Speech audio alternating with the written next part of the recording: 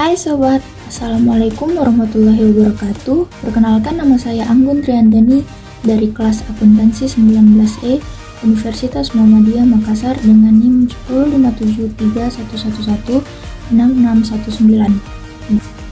Saya mengucapkan terima kasih kepada Ibu Nurul Fuada, SST MSI selaku dosen pembimbing akuntansi keuangan lanjutan 1. Pada kesempatan kali ini, saya akan membahas contoh kasus konsolidasi pada anak perusahaan yang memiliki kurang dari kepemilikan penuh. Apa sih itu konsolidasi?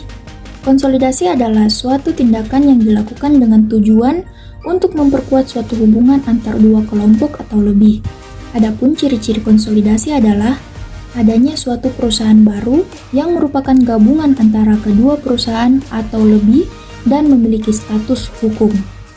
Adanya hak pengendalian keuangan di anak perusahaan diperlukan oleh induk perusahaan untuk mengonsolidasi anak perusahaan tersebut. Pemegang saham yang memiliki lembar saham yang tidak dimiliki induk perusahaan disebut secara kolektif sebagai kepemilikan non-pengendalian atau kepemilikan minoritas. Jika induk tidak memiliki kepemilikan penuh di anak perusahaan, maka klaim pemegang saham non-pengendalian harus tercermin di laporan keuangan konsolidasi.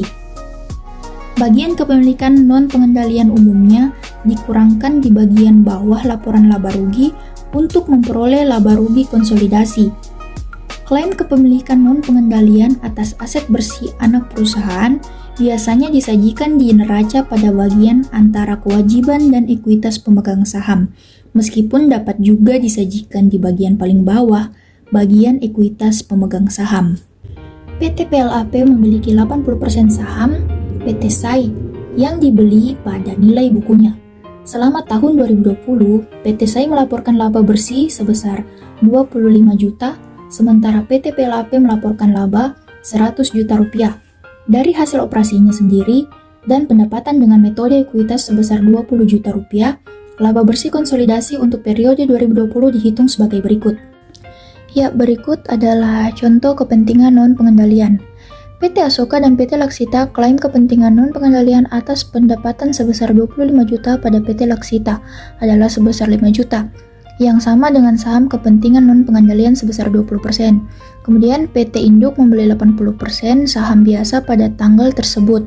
Nilai wajar dari kepentingan non-pengendalian diestimasikan sebesar 70.500.000 rupiah.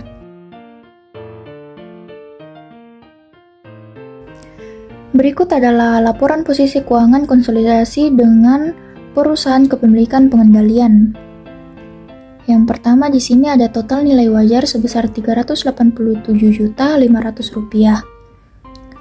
Saham biasa PT Anak itu 200 juta, kemudian saldo laba PT Anak 100 juta, dijumlahkan menjadi 300 juta.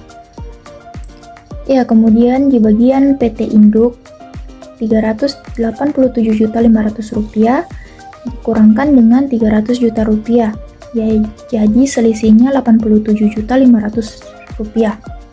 Pada 1 Januari 2020 mencatat pembelian saham PT Anak, investasi pada saham PT Anak kepada kas, yaitu sebesar 310 juta rupiah dan kas juga 310 juta rupiah. Kemudian di sini ada nilai aset-aset tertentu pada PT Anak. Ada persediaan, tanah, bangunan, dan peralatan.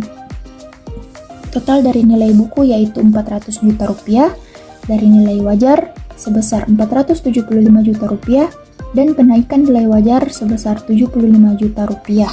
Ya, mungkin itu saja yang dapat saya sampaikan. Terima kasih, mohon maaf bila ada kekurangannya. Semoga bermanfaat.